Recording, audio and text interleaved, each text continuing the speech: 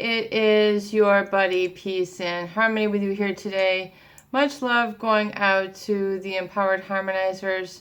And we're zooming in and focusing in on a very important and interesting viewer question.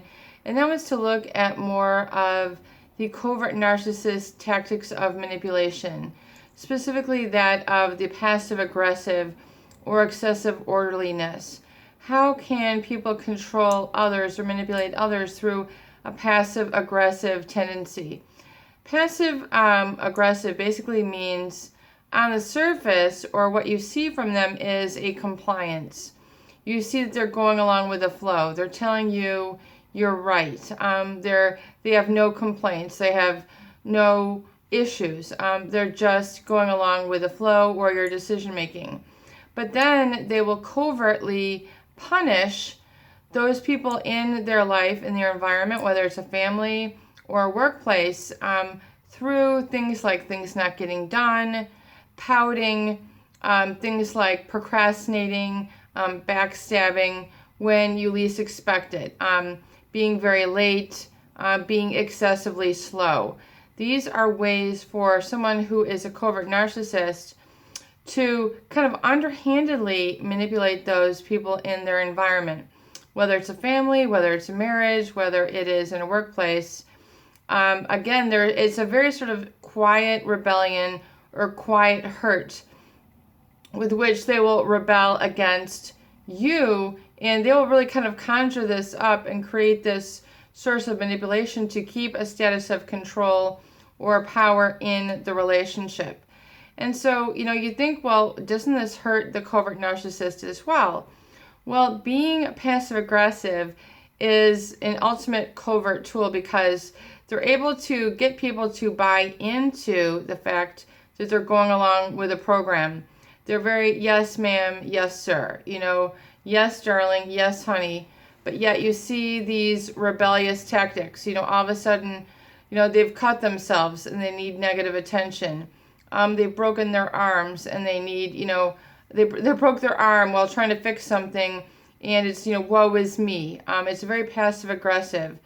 In other words, things that they don't want to do, they end up getting injured on.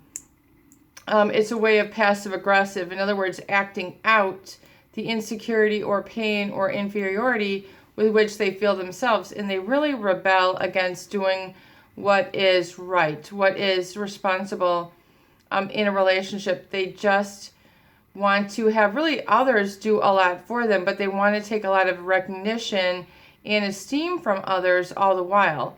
And so in terms of, this pouting, you'll see this pouting or this complaining. Yes, I will, the yes, honey, to-do list, and then the list never gets done.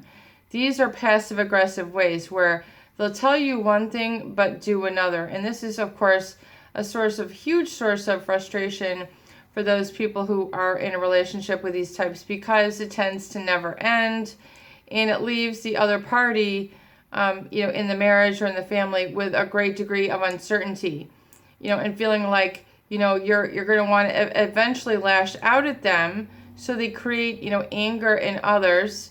And they know this to be the case because they're very well aware of, personality and emotional dynamics, that they get others to blow their lid when, they could have just done something. But they're very slow to move, very slow to act, very slow to take responsibility and accountability for things which they should just do. So as we've discussed here, the perfect match for these types of people are the very busy, the very leader-oriented of the opposite sex. So if they're in a marriage, you'll see that there's a real yin-yang, or there's going to be a very strong person to their yin or their weak side. There's going to be a very aggressive person to their passivity.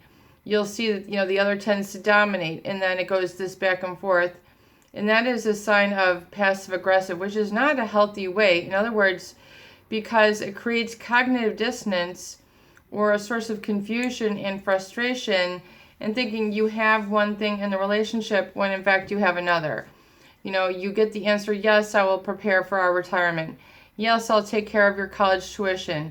Yes, I'll do this, and then they don't lift a finger, they don't move a muscle, they don't take any steps, so then you have to be on them, and then usually it creates this anger at them because they didn't do it. So it's like a double whammy. Not only is the person not receiving an accountable partner, but they're then forced into a state of being aggressive, having to take responsibility not only for themselves, but for this other person. So this is how we find people getting very used to